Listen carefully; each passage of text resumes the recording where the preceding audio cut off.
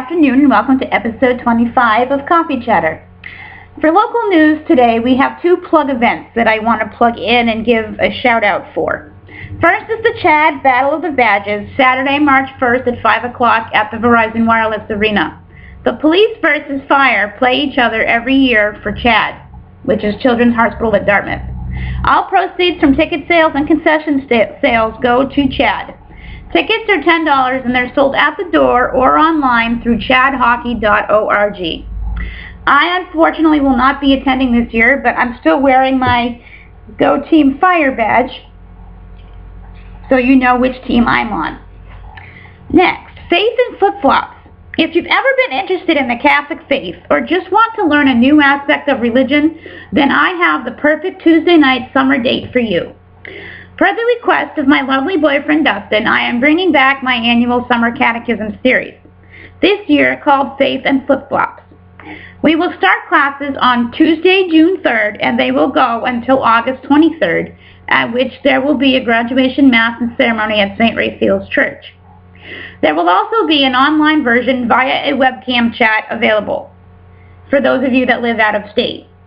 There will be an information night on May 20th. If you're interested, please let me know. We do have a little bit of a shake-up for TV news. Dancing with the Stars is cleaning house, and they've gotten rid of a few well-known people. A surprise elimination happened on Dancing with the Stars before season 18 even began. Co-hostess Brooke Burke-Charvet was eliminated from being a co-host and announced Friday that she will not be returning next season as Tom's sidekick. So far, no definite rumors have been spilled as to who will be on the cast, and nothing has been confirmed regarding the judges leaving. Brooke told the entertainment page that she has decided to take this time to pursue things she has wanted to do but could never do before due to time constraints. She also credits a specific elimination of last season that bothered her so much that she is not surprised that she was eliminated this season. But she would not give any information as to what exactly happened to cause her to be eliminated off of the show. Erin Andrews will be the new co-hostess as announced on Sunday. However, I think that they should have looked a little harder for a new co-host because Erin Andrews is a little annoying. Those of you who are not familiar with Erin Andrews, she competed on season 10 of Dancing with the Stars and is also well known as the probiotic spokesperson for True Biotic probiotic medications.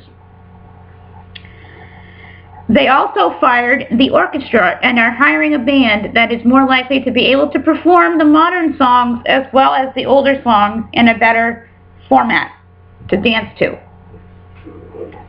Next, controversial chef is back in the kitchen. Paula Deen has announced that she's slowly getting back into the swing of things in the kitchen after her controversial firing from Food Network and item polls of other stores.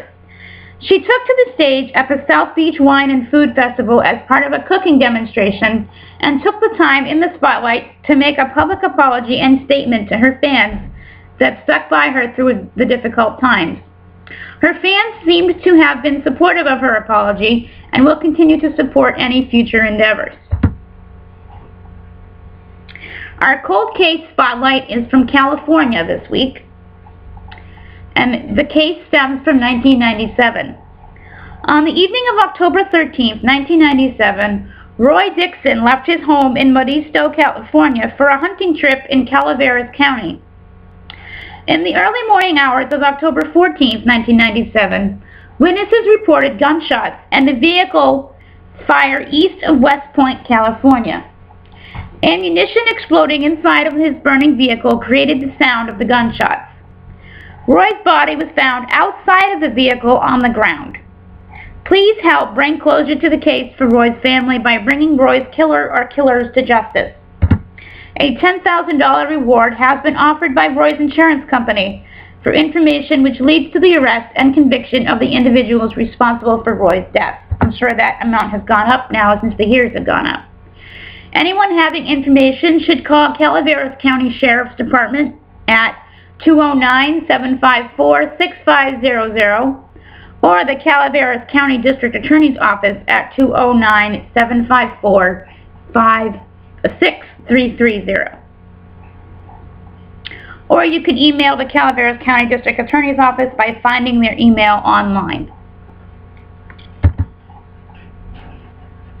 The one book review that I finally got to finish was Chicken Soup for the Grieving Soul by Jack Canfield. This series is not unknown to many of you, with many topics ranging from parenting to grieving to a special edition for teenagers. In this particular edition, the topic is grieving and covers a variety of stories that share each person's grief in a different light. Some are so depressed by losing a loved one that they feel they can't go on. Others embrace their loved one's final days, and still others saw signs of their loved one shortly after death, or when least expected. There were a few stories that touched my heart, so I decided to include them in the review. The first one is a poem called Grieving Time, A Time for Love by Barbara Bergen. If a loved one has departed and left an empty space, seek the inner stillness, set a slower pace. Take time to remember, allow yourself to cry, acknowledge your emotions, let sadness pass on by. Then center in the oneness, remember, God is here. Death is but a change in form. Your loved one is still near. Treat yourself with kindness, allow yourself to feel. God will do the mending, and time will help you heal. The next one is a very interesting story that I found, and of course it shares my love for firefighters, so I included it. The name is called A Firehouse Christmas by Aaron Ipsy. First, it starts off with a little reflective verse. We must not, in trying to think about how we can make a big difference, ignore the small daily differences we can make, which over time add up to big differences that we often cannot foresee. She stood in the station driveway, framed by snowflakes the size of a toddler's hand. Heavy white ones falling like tiny angels who couldn't resist a short dance in her hair. Like Santa, she brought joy, her bulging bundle of teddy bears and woolly mammoths, their faces pressed against the opaque bag, hoping for escape, a chance to be squeezed again by little hands, and held close to tiny faces. Seattle Decembers are misty and steel gray, like the Navy ships and aircraft carriers that silently ply our waterways. 3 or 4 times each winter, a heavy, wet, Puget Sound snow bends the cedar boughs and hemlock branches, and the carpet of ferns on the forest floor with white wonder. It blankets and crusts our curving, winding roadways, turning every hill into a toboggan course for kids and the adults who wish they still were. For a fire station, Lieutenant, it also fills the nights with fender benders, abandoned vehicles, and power outages.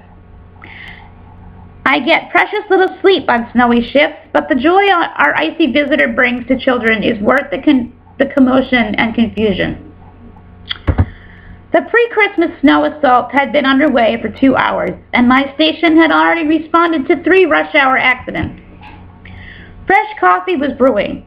All indicators pointed to a sleepless, hectic night. I was sure the knock on the firehouse door was a stranded motorist or a passerby reporting yet another accident on the busy 4-lane just beyond our station ramp. I was wrong. I guessed her to be about 35. She was a slightly built, auburn-haired woman who stood outside the doorway, smiling through the silver dollar-sized flakes of snow. I invited her in and offered her the first sampling of our firehouse brew, making her laugh out loud with my comment about not having a sharp knife handy to cut it. She accepted my offer, kicking the crusted snow off her boots as she entered. She loved a bulging kitchen-sized garbage bag in her left hand, leaning slightly out of balance to compensate for its weight. She shook the snow out of her hair and blew on her hands while I poured a cup of the pungent Firehouse Java. "What do you take in it?" I said over my shoulder. "Just black, thanks," she replied. I carried the 2 steaming cups across the kitchen and handed one to her. She wrapped both hands around the warm mug, smiled, and thanked me. Between sips, we speculated as to whether or not the early snow meant a brutal winter beaming down on us. She laughed again when I told her I was going to make a ton of extra money by setting up a chain and stud installation service outside our bay doors. I looked down at her white plastic bag. She must have seen the question flicker across my face because she smiled and answered before I could ask. I couldn't bring myself to come here for the first 3 years, she began. Her voice trembled a little as she spoke. I'm sorry it's taken me so long to say thank you, but well, here I am. The picture was clearer now, yet I still didn't have all the puzzle pieces. Ma'am? She tilted her head and motioned, gesturing toward the bag she placed gently on the entryway tile. These were my sons. Protruding from the top of the bag were a buck-toothed charcoal brown beaver. Below the beaver I could see an assortment of 24 stuffed animal toys. They looked like a band of mutinous zoo critters preparing for a breakout. When she told me her son's name, the last puzzle piece fit. He had been another victim on our highways several years ago, another heartbreaking loss, a child we couldn't save. He had died just prior to the holidays. I can't imagine there ever being a good time for your child to die, but it seems having to endure such a devastating loss as holidays approach would add a final twist of cruelty. For a moment, words failed me. I could think of nothing to say, so I said nothing. I stared at the droplets of moisture in her hair. She took a deep breath, smiled, and said, I can't find a use for these now, so I was wondering if you could give them away. She paused. I mean, to kids who need them. Like many other fire departments, our medic units carry a supply of stuffed animals. When a child is hurt or sick, a teddy bear may not ease the pain, but it brings comfort.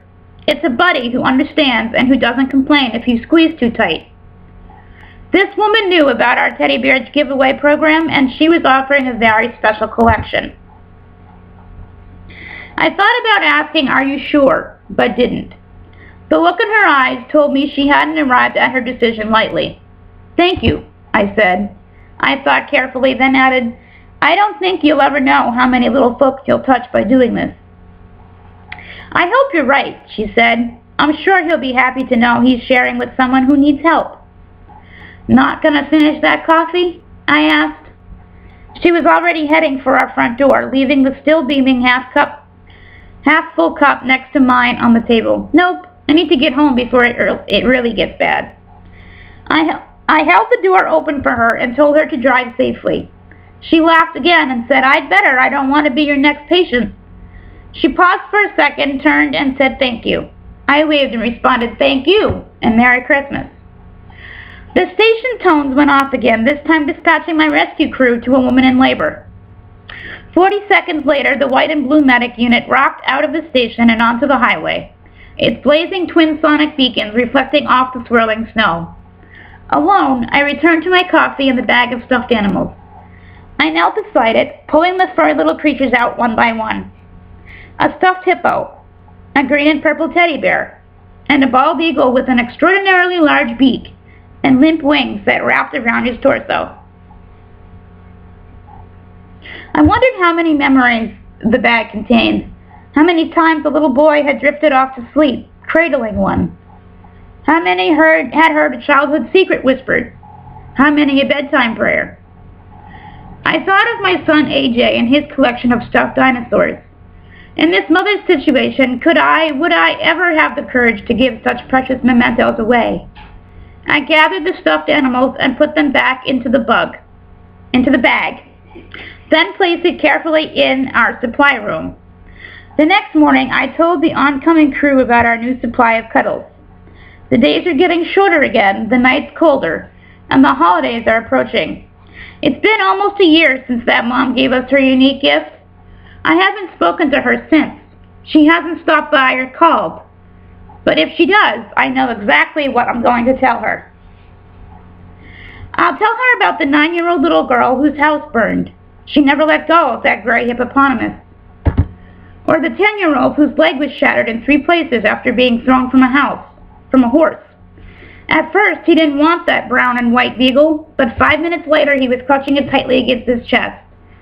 And the snow-white teddy bear we gave the 5-year-old with a 104-degree fever. We named it Fritz, and it made a sick little boy smile. Those are the only stories I know. There are many I haven't heard, and probably never will. I know this. With each stuffed animal, there is a special story made possible by a mother's gift of love. A tale of adversity, of pain and fear, interwoven with a strand of comfort only a stuffed animal could bring. For each toy a woman's son once cradled, There is now a rainbow in another family's storm. Could there be a more perfect way to chisel your child's legacy on the walls of history? Take a sip of my coffee, since it is coffee chatter. Lovely mug. This was a Valentine's present from my boyfriend. Makes coffee a whole lot sweeter. Our next story is called simply The Beach. The Beach Trip by Dawn Holt. It wasn't a typical trip to Carolina Beach.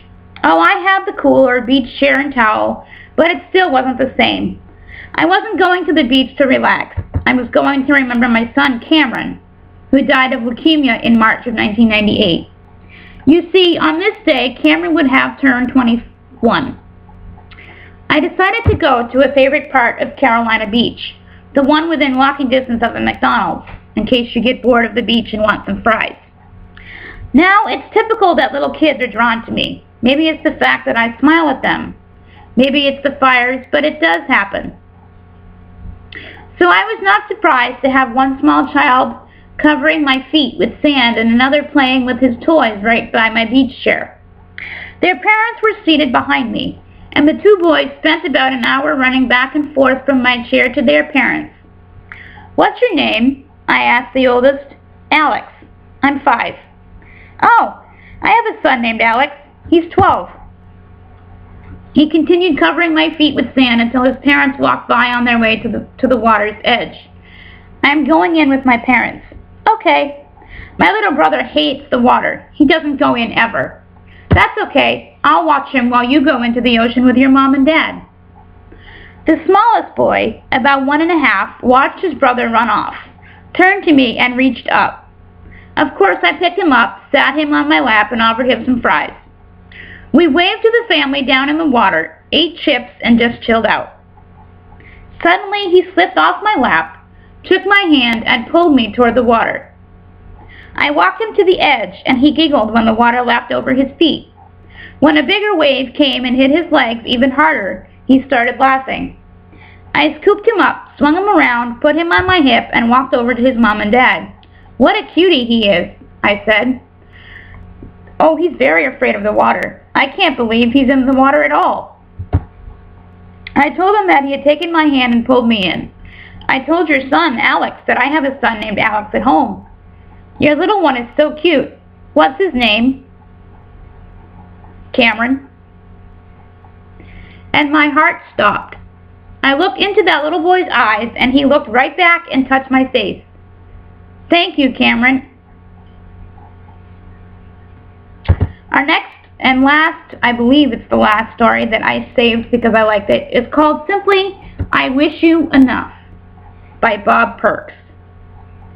Recently, I overheard a father and daughter in their last moments together. They had announced her departure, and standing near the security gate, they hugged, and he said, "I love you. I wish you enough." She in turn said, "Daddy, our life together has been more than enough. Your love is all I ever needed. I wish you enough too, Daddy." They kissed and she left. He walked over toward the window where I was seated. Standing there, I could see he wanted and needed to cry. I tried not to intrude on his privacy, but he welcomed me by asking, "Did you ever say goodbye to someone knowing it would be forever?" "Yes, I have," I replied. Saying that brought back memories I had of expressing my love and appreciation for all my dad had done for me. Recognizing that his days were limited, I took the time to tell him face to face how much he meant to me. But I knew what this man was experiencing. "Forgive me for asking, but why is this a forever goodbye?" I asked. "I am old, and she lives much too far away. I have challenges ahead, and the reality is the next trip back will be for my funeral," he said. "When you were saying goodbye, I heard you say, 'I wish you enough.' May I ask what that means?" He began to smile. "There's a wish that has been handed down from other generations. My parents used to say it to everyone." He paused for a moment, and looking up as if trying to remember it in detail, he smiled even more. "When we said, 'I wish you enough,' we were wanting the other person to have a life filled with just enough good things to sustain them." He continued, and then turning toward me, he recited the following. I wish you enough sun to keep your attitude bright. I wish you enough rain to appreciate the sun more. I wish you enough happiness to keep your spirit alive. I wish you enough pain so that the smallest joys in life appear much bigger. I wish you enough gain to satisfy your wanting. I wish you enough loss to appreciate all that you possess. I wish you enough hellos to get you through the final goodbye. He then began to sob and walked away. I wish you enough.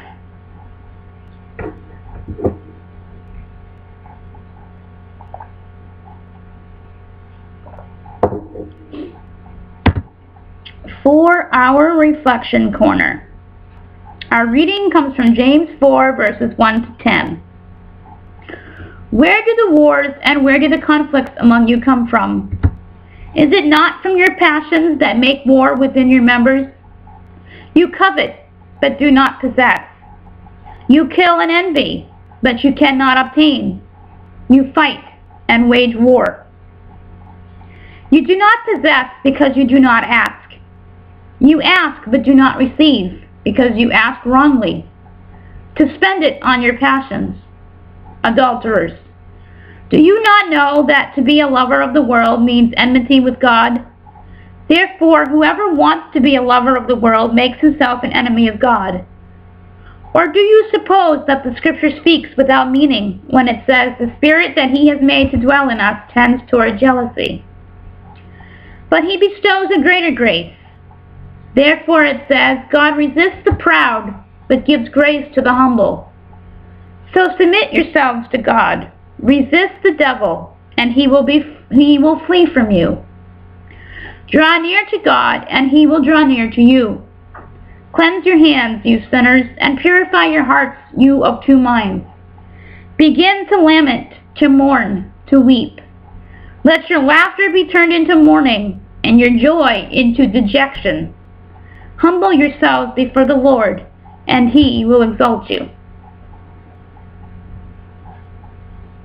Our psalm today is Psalm 55, verses 7 through 11 and 23. In God I trust, I shall not fear. I say, if only I had wings like a dove, that I might fly away and find rest. Far away I would flee, I would stay in the desert.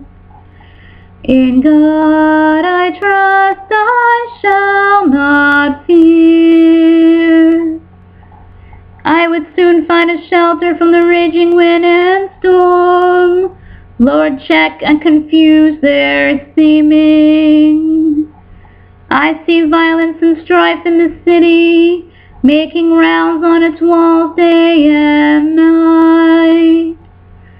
In God I trust, I shall not fear. Cast your care upon the Lord, who will give you support. God will never allow the righteous one to stumble. In God I trust, I shall not fear. And our gospel this week is from Mark 9, verses 30 to 37. They left from there and began a journey through Galilee, but He did not wish anyone to know about it. He was teaching His disciples and telling them, "The Son of Man is to be handed over to men, and they will kill Him, and 3 days after His death He will rise." But they did not understand the saying, and they were afraid to question Him. They came to Capernaum, and once inside the house, He began to ask them, "What were you arguing about on the way?" But they remained silent. They had been discussing among themselves on the way who was the greatest. Then He sat down, called the 12, and said to them, "If anyone wishes to be first, he shall be the last of all, and the servant of all." Taking a child, He placed it in their midst, and putting His arms around it, He said to them, Whoever receives one child such as this in my name receives me. And whoever receives me receives not me, but the one who sent me." Very powerful readings for this time of year as we enter Lent. And also the end of that gospel has a little bit of a pro-life meaning. If you receive a child, you receive God, so why wouldn't you want that? Speaking of servants that gave their all and served everybody, we have 5 saints to talk about today. The first is our only female of the gang, Walburga. Walburga was an abbess of Hedendime that was born in England. Walburga was born in England around 710. When her father Richard set out on a pilgrimage to the Holy Land with her brothers, Willibald and Winibald, also saints, he left his 11-year-old daughter to be raised by the abbess of Wimborne. 1 year later, young Walburga learned of her father's death, but her sound education of Wimborne helped prepare her for the future. By 748, Willibald and Winibald were in Thuringia, where they joined their uncle Boniface in his crusade to evangelize the Germans. Soon, monks from England traveled across the sea in droves to fill the new monasteries. Walburga was sent as well. Legend tells of a frightful storm that arose during her voyage and how Walburga's prayers calmed the angry waters. For 2 years, Walburga lived in a convent near Wurzburg and studied the art of healing. Then her brother Winibald asked her to govern the nuns in a double monastery at Hedendime while he guided the monks. After Winibald's death, her brother Willibald, now Bishop of Bavaria, placed Walburga in charge of the entire monastery, where her wisdom, holiness, and charity inspired all who knew her. Walburga was thought to have miraculous healing powers after her death. Many cures have been attributed to a fragrant oil that still flows from a fissure in the rock at the site of her tomb in Eichstätt. The oil is commonly called St. Walburga's oil. In her footsteps, the memory of Walburga's healing power was honored for centuries at the Abbey of St. Walburga in Eichstätt, Bavaria. But after Hitler's rise to power in the 1930s, several sisters were sent to the United States, where they established a refuge for the community, the Abbey of St. Walburga in northern Colorado. Situated in a 235-acre valley near the foothills of the Rocky Mountains, the Abbey is a small community of contemplative Benedictine nuns. The sisters invite outsiders to visit their retreat home for individual or group retreats and days of prayer. Saturday retreats feature an afternoon of prayer and reflection on topics such as learning how to pray, Mary, the model of womanhood, and the gift of the Eucharist. Whether you participate in a retreat or join the monastic community in prayer, the Abbey is a healing place far from the distractions of the secular world. To find out more, call 970-484-1887 or visit their website at www.walburga.org. Walburga is spelled W-A-L-B-U-R-G-A. Our next saint is Saint Nestor. Saint Nestor is best known for being the Bishop of Magdeburg. Nestor served the church as Bishop of Magdeburg, which was part of the Roman province of Pamphylia. During the early part of the 3rd century, much of the Roman Empire's organized persecution of Christians had ceased. The leadership was more accepting of the religion, so Nestor and his congregation were permitted to practice their faith in relative peace. But the peace was shattered when Decius came to power in 249. The emperor saw Christianity as an insult to Roman gods and a threat to the supremacy of the empire.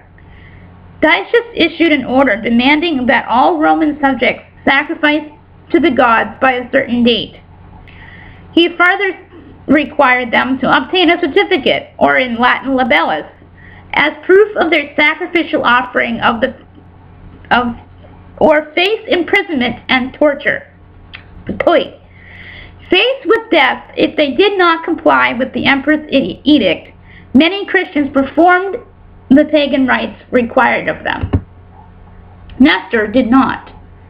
Instead, he found safe hiding places for other protesters and then waited patiently for his arrest. The town's pagans, as well as the faithful, respected Nestor as an honorable, righteous man. And as he was brought into court in 251, all in attendance rose in the bishop's honor. The judge urged Nestor to perform the sacrifice privately, but Nestor refused, citing the precedence of God's laws over man's law. He was then brought before the governor Pollio and pressed several more times to honor the gods. When it became clear that Nestor would not waver, Pollio ordered him to be tortured and killed. Nestor's sides were slashed with hooks, and he was placed on the cross to die. Pagans and Christians alike knelt before him in prayer. In his footsteps, just as Nestor remained ever faithful in the face of death, so too did a Jesuit priest named Father Miguel Pro centuries later. Just 23 days after Father Pro arrived in Mexico in 1926, an edict suppressing all public worship was issued. Even though priests were to be arrested, he donned disguises in order to serve hundreds of Catholics. Operating dangerously underground, Father Pro celebrated Mass, heard confessions, and distributed food and clothing to the needy. Through it all, night and day, he continued his ministry and never lost his cheerfulness and serenity. Early in November of 1927, he was betrayed and arrested. Kneeling before a firing squad, Father Pro prayed, "May God have mercy on you. May God bless you. Lord, you know that I am innocent. With all my heart, I forgive my enemies." Although the government had forbidden all public gatherings, 20,000 Mexicans risked punishment to attend the funeral of Father Pro. Next we have a saint that is well known to Bible readers, Saint Ananias. Ananias was an early missionary and martyr that lived in Damascus during the 1st century. A disciple of Jesus, he was a pious man and a respected member of his community. The most important mention of Ananias in the Bible is in reference to his role in helping Saul, who was later known as Paul, one of the great missionaries of the early church. Saul was traveling to Damascus to persecute more Christians when he was struck blind by Jesus. The incident transformed Saul, and he gave himself up to the Lord. He was led into Damascus to await the Lord's wishes. While he was waiting, God told Saul in a vision that a man named Ananias would come to lay hands on him and restore his sight. Meanwhile, the Lord appeared to Ananias and told him to go to the house where Saul was staying. Knowing that Saul had come to Damascus to imprison Christians, Ananias was afraid that he might be arrested. So at first he was reluctant to meet with Saul. But the Lord reassured Ananias and revealed that he had chosen Saul to carry his gospel to the world. Ananias faithfully went to Saul, who had been blind and without food and water for 3 days, when Ananias arrived. Recalling God's words, Ananias laid hands on Saul and called him brother. This story can be seen in the book of Acts chapter 9, verse 17. As the Lord had promised, when Ananias touched Saul and spoke the Lord's message, Saul was able to see again. Ananias baptized Saul, and at that moment Paul's mission began. It is believed that Ananias went on to do missionary work in Eleutheropolis and was martyred for his belief. In his footsteps, as Ananias learned when he helped with Paul's conversion, God often moves in unexpected ways. Really. Heather Mills, a beautiful English model who worked in Yugoslavia in 1990, found that out too. As war broke out, Heather became an activist for the refugees. She modeled to raise money for young victims disabled by the war. But in 1993, she was injured and lost her left leg below the knee. Due to the changing nature of Heather's wound, she was fitted with many prosthetics and noticed that old limbs were being discarded. To stop the waste of artificial limbs that could be of use to others, Heather took action. She appealed for donations of unwanted prosthetics, and she hired prison inmates to prepare the artificial limbs for transport. 1 year later, the first convoy of limbs and medical equipment arrived in Zagreb.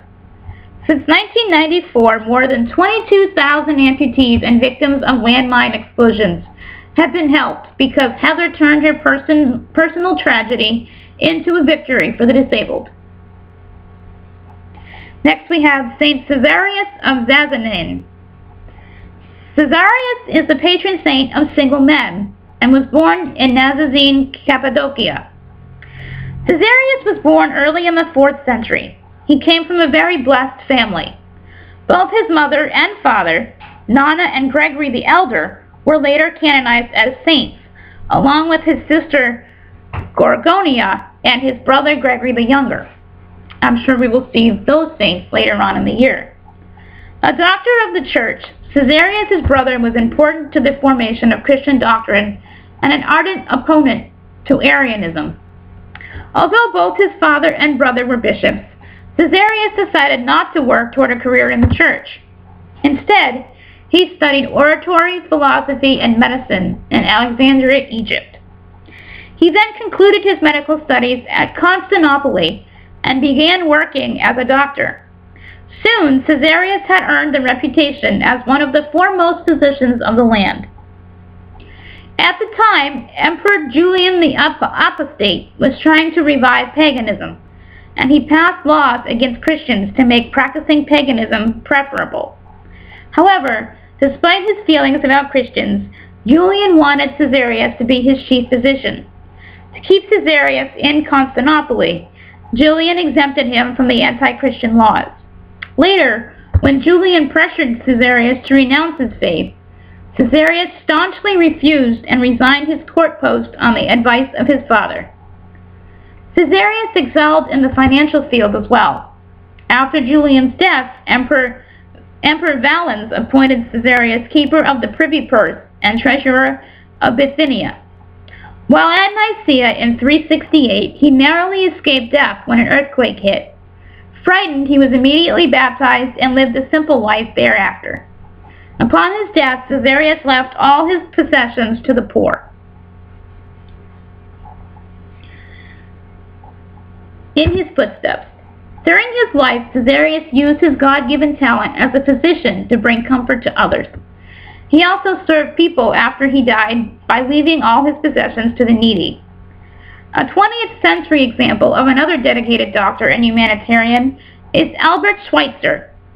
After a career as a philosopher, musician, and theologian, Schweitzer wanted to become a medical missionary and earned a medical degree in tropical medicine.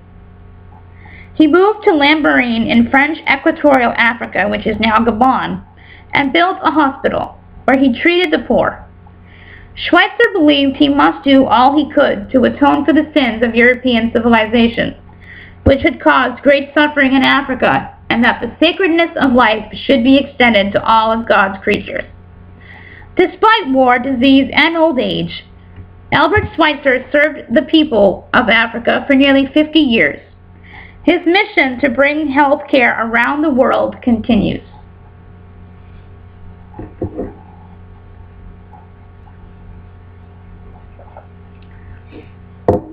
Our last saint today isn't even really a saint yet. He still has blessed status.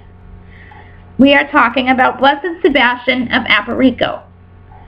Sebastian of Aparico is the patron saint of drivers, travelers, and road builders, and was born in Galicia, Spain. The exact place and date of birth of this peasant from the Spanish province of Galicia are unknown. He was born in the early 16th century, probably around 1502. As a child, he minded sheep and later was an agricultural worker. He supported his family with his work since they probably had no land of their own. We don't know under what circumstances this peasant boy found himself on a big city, but we do know what he did there. He was a butler in a rich man's house in Salamanca. So most likely he had good manners, basic education, and virtues that enabled him to do this job. These were the first decades after the discovery of America. Sebastian embarked on a ship to Mexico. the New World tempted people with the promise of quick wealth and freedom. Sebastian took part in the colonization of the Aztec Empire, which had its bloody episodes. Yet he did not want to use violence and become rich by plundering. In America, like in Europe, he lived off hard work. He helped build a road leading north from Mexico City to Zacatayas, a town in upland Mexico. Later, he organized postal services along the road that serves travelers and exists to this day. For a long time, Sebastian was unmarried and frequently moved from place to place. He was married for the first time at the age of 60. Soon his wife died and he remarried. At the age of 72, Sebastian became a widower for the second time and joined a Franciscan monastery in Puebla de Los Angeles, where he lived as a lay brother for 26 years. Most of this time, he collected donations for the monastery. He was beatified in a blessed in 1787. In his footsteps, Blessed Sebastian worked hard to help develop a region in Mexico. In that country, Frederick C. Cuny started to help people suffering from the consequences of war and natural disasters. In the 1960s, he built sewage systems in small towns in northern Mexico, improving local sanitary conditions. Later, he helped people in Nigeria, Iraq, Somalia, and Bosnia and Herzegovina and Albania. Boy, these cities you cannot say on a good day.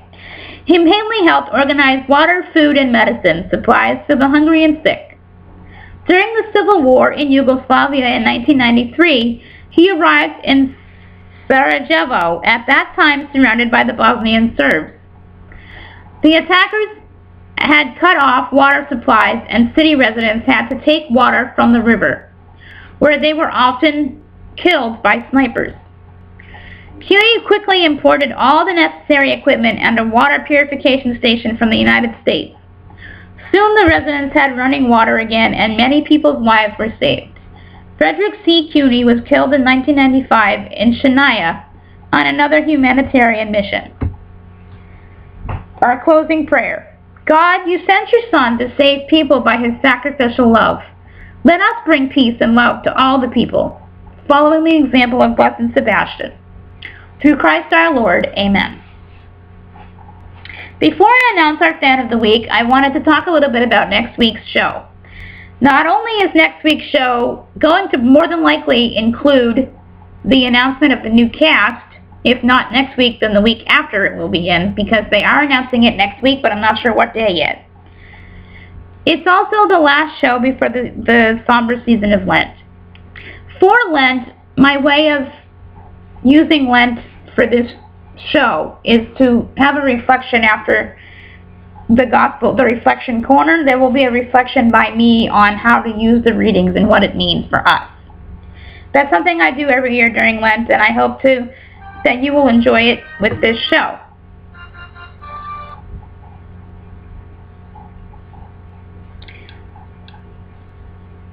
And I look forward to talking to you about Lent as we gather towards Easter. The Fan of the Week this week is Maurice Isabel, a friend of mine from my old church, who finally answered another question right. He's a night owl like me, but rarely participates in questions. The answer to this week's question was Ben and Jerry's. Next week's question will be posted on Friday. Have a great week, and I will see you next week.